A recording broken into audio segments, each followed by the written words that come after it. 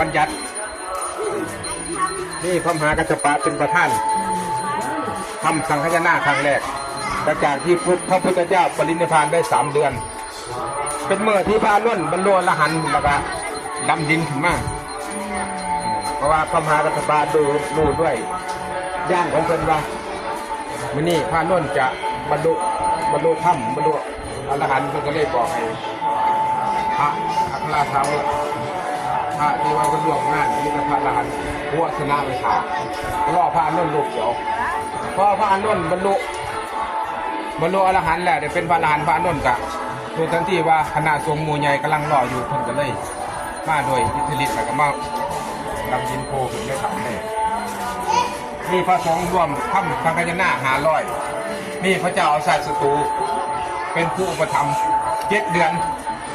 สั้นพอแล้วมั้งถึงเขาพอแล้วมั้ง พอแล้วมั้งว้าวมันถึงบ่ได้ไปบ่ทันดอกมื้อนี้ถึงหัวท่านมาสิ